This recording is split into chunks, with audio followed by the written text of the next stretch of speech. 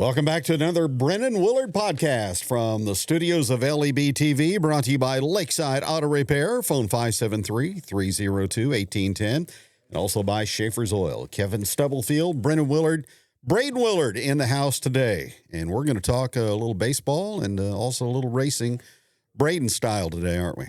You can fill Kevin in. So we went to Republic last week to race with the Outlaw Kart, 417 Outlaw Karting, I think is what it's called. But Casey Mooneyham and Burl Woods and all those guys put that together. And so they had their first junior event for kids that day. So what type of facility are we talking about there?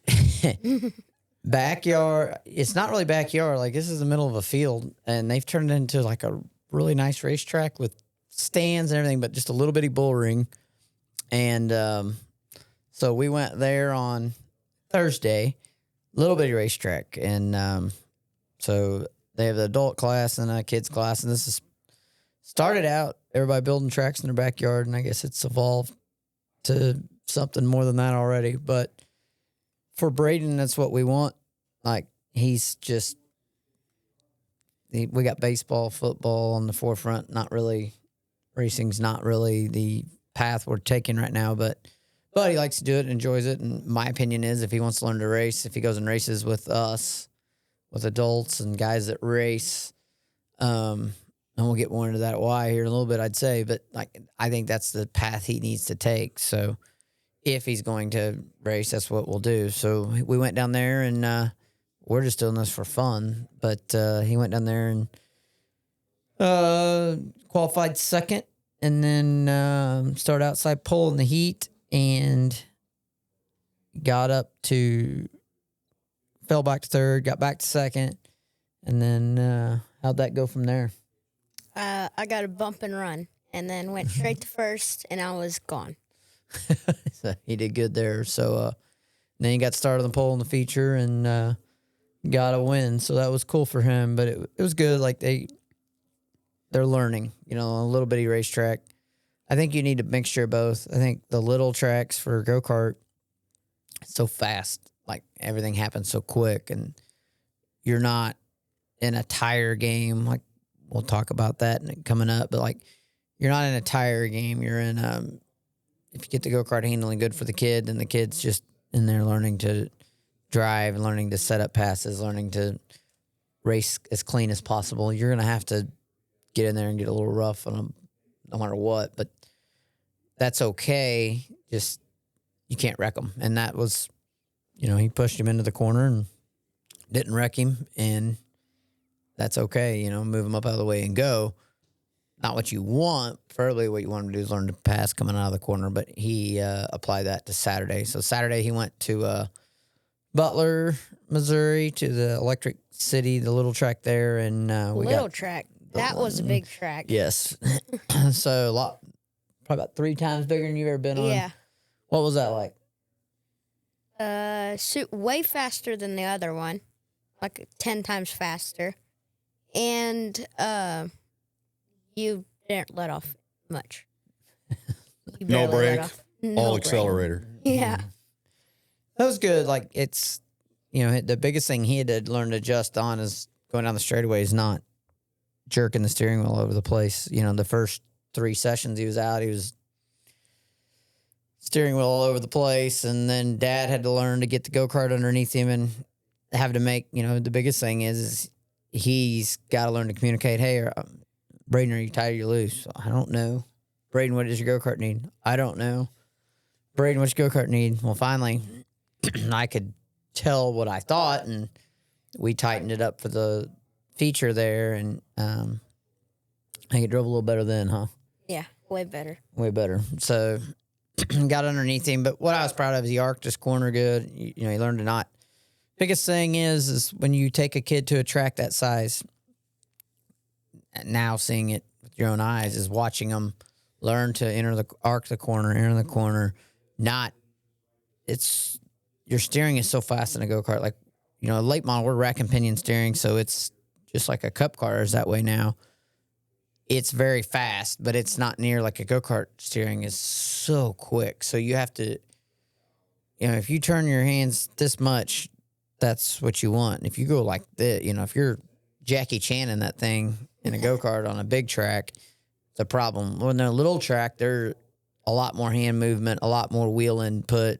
You're fighting it. When you get on a bigger track, it's all about being smooth, hitting your marks, and having the same lap after lap after lap. So it becomes a tire game because that's your shocks and springs in a go-kart, and it becomes a setup game. And then once you get to that, then it's up to the driver to make it happen. So I was good. Like, I was really proud of him. He did the little things, and every time we went on the racetrack, he picked up speed substantially.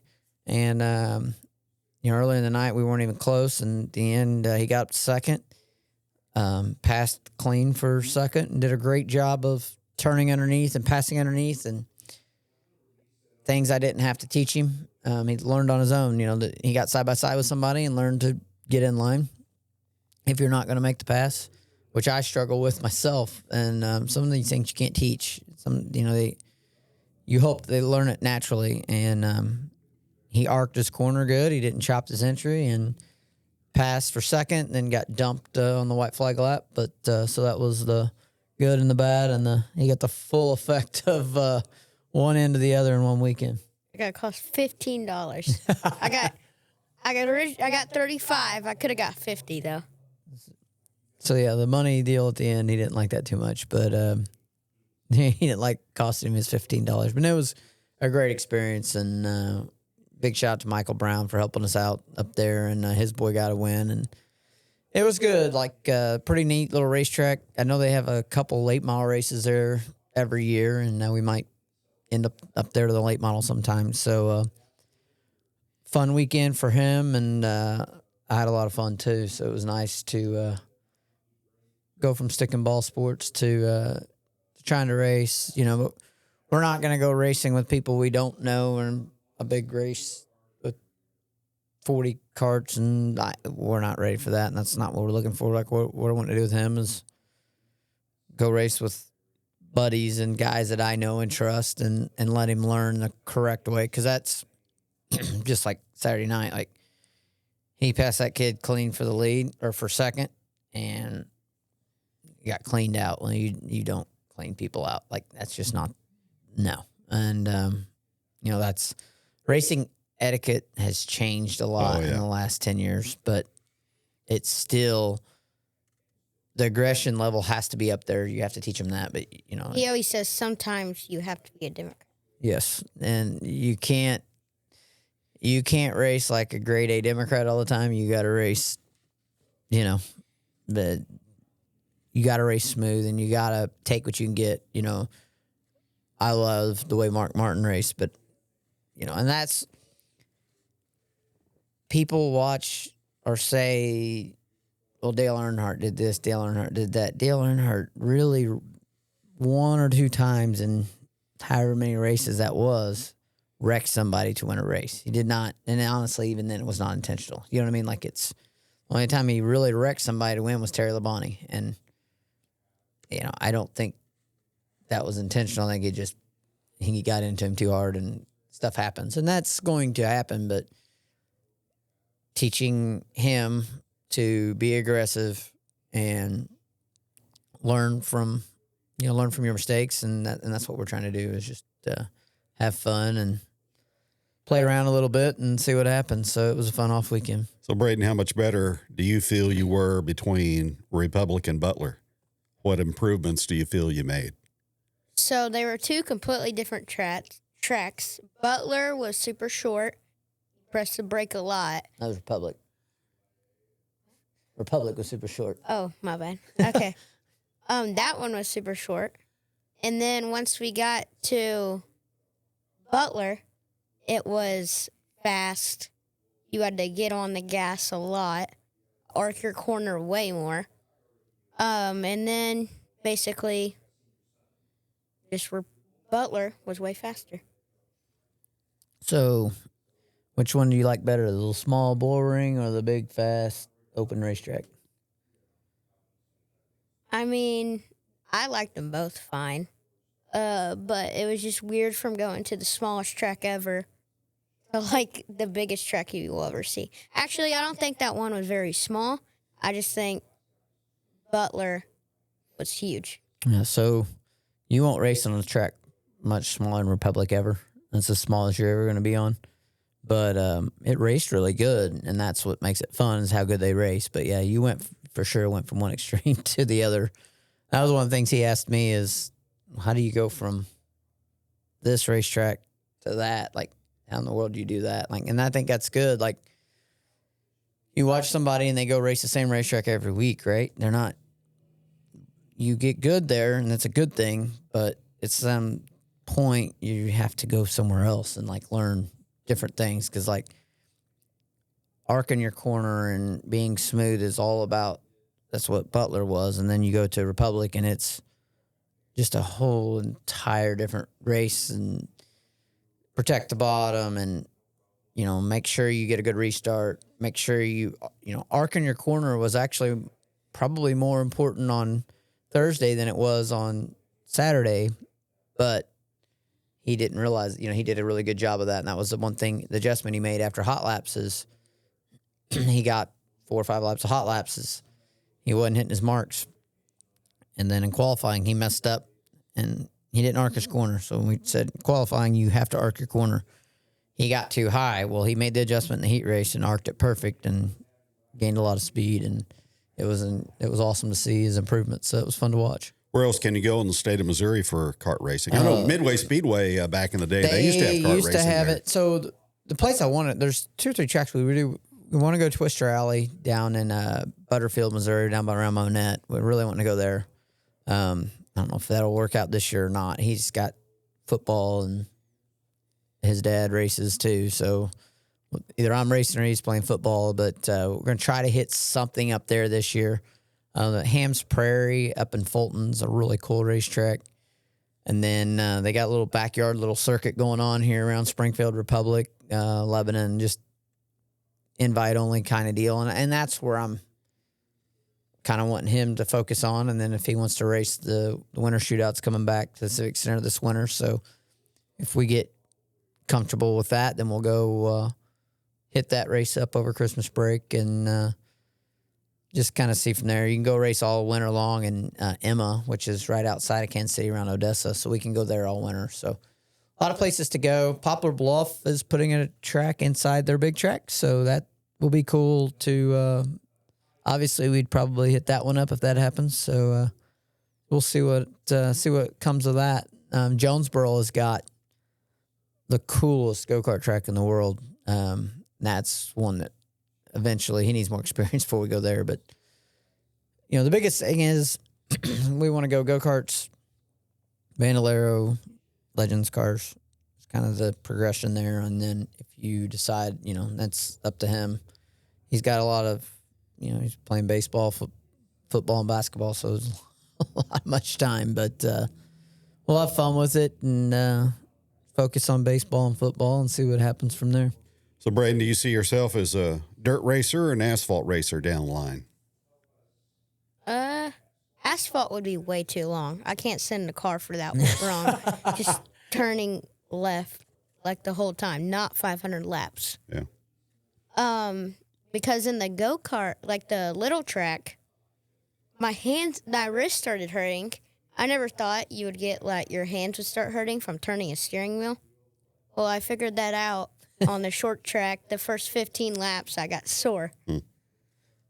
I think it's pretty cool to see is how demanding, physically demanding. It doesn't matter if you're in a go-kart or a stock car, there's a lot of physical demands on your body. And sometimes a go-kart's got more G-forces on you anyway, so the load on your body is a little bit more sometimes on a go-kart. But it's funny, he was wore out after the race Thursday night. So, but he did good. I think, in my opinion, if you're wanting to be good, you should race both surfaces. So if he's racing I-44, it's a 35 to 50 lap feature, so he wouldn't have to worry about 500 laps. That'd be all right. But, dirt teaches you so much car control and then translate into pavement, and then you just see what happens. But we're a long way from that. But I do think the little 5th mile Bandolero deal will be a good deal for him. And I think I think he's ready for that right now. It's amazing how much that he's picked up just watching. He's been to hundreds of races, literally, so he's seen a lot and he's picked up a lot. And it's just like football or basketball or baseball. You can learn a lot by watching, and he's soaked a lot of it in. Especially baseball. And then I'm a quarterback on our football team, so a lot of times I'll watch different quarterbacks, how they throw. Basketball, it's really just one motion, honestly. So, football, baseball, what's your favorite sport? Football or baseball. I like basketball, but it's not I like using my arm and actually throwing. It's way more fun. I didn't know Jonesboro had a go-kart track. They have like the best baseball fields. Right the across nicest the interstate baseball from field.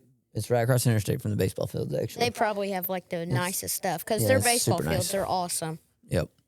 Yeah, Jonesboro's cool. So he's got to go play baseball and do a lot of that, and that's the avenue we're wanting to stick with, obviously. But we'll see what happens on the racing side of things. We went and had fun with it, and it was cool to get that break, and it was really cool to hear his experience. Hey, it wears you out. Hey, this and that. And I think he had fun. Did you have fun? Yeah, it was awesome. So that was good. That was the main thing for sure. Absolutely. Well, where's the Brennon Willard hauler going to be this weekend? Wheatland Friday and Saturday for sure. So CMH Diamond Nationals. Yeah, we get to be at home. So I'm excited about that. Very excited about that. And then we get back on the grind next week with the Mars series. So we'll be at Wheatland Friday and Saturday night. We'll have pullback cars. Braden will hopefully be working the merch trailer. I think we'll have some stuff in Tony Jackson's merch trailer this week. So come buy T-shirts and die-cast cars. And Braden will probably be sticking, but I'd say he'll be over there selling some T-shirts and some swag a little bit too. But are we keeping our stuff in Tony's? Yep. So we'll have some swag in that. I think hopefully our shirts will be done for the weekend. If not, they'll be done for the next Mars swing. But excited to be at home. Excited to be back in a race car. And we've had really not that much time off, but we've worked a lot on our cars. And I like Wheatland. And like I think we've said it before, we're either really, really good there or terrible. But hopefully we're really good this weekend.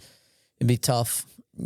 Everybody's going to be there. All the good guys are, Jonathan Davenport, Ricky Thornton, Brandon Shepard, everybody's rolling into town. So if you're definitely make it out to the races this weekend, you could go Friday to Wheatland and Saturday to I-44 or both nights at Wheatland. A lot of big races coming this weekend. So looking forward to that. I'm really looking forward to being back home racing. It's great to be traveling up and down the road, and we're very fortunate to do that. But racing at home with friends and family is a lot of fun too. So we'll get to go to drive an hour and 15 minutes, and that will be kind of nice. So then next week we'll be back on the grind to Farmer City's a new racetrack. Never seen that. And then we go to Peevely. Haven't been there in a long time, so it'll be excited to get back to Peevely for sure.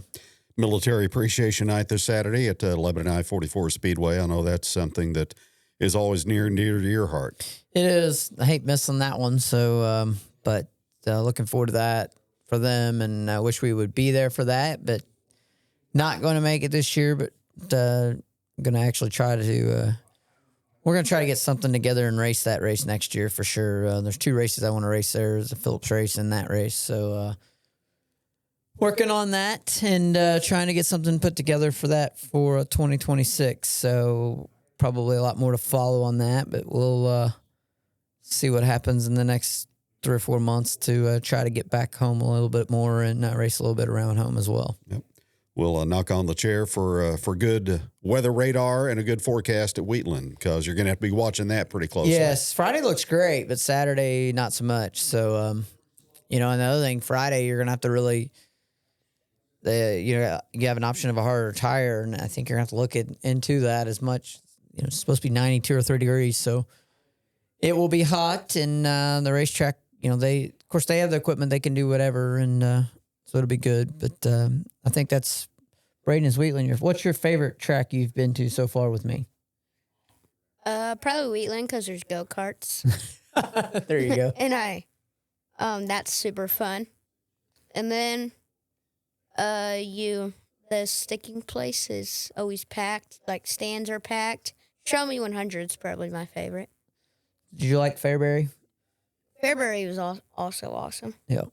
Yeah, Fairbury's a pretty cool place. We're looking forward to going back there. Fairbury and Wheatland is the best. Yeah.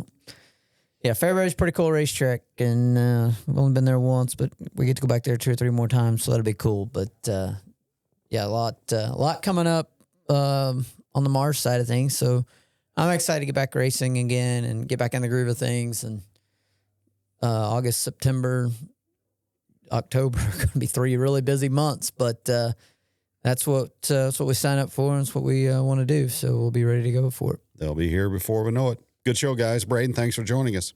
Thanks for having me. All right, that'll do it for today's Brennan Willard podcast. Willard's Wisdoms, brought to you by Schaefer's Oil and Lakeside Auto Repair at Osage Beach.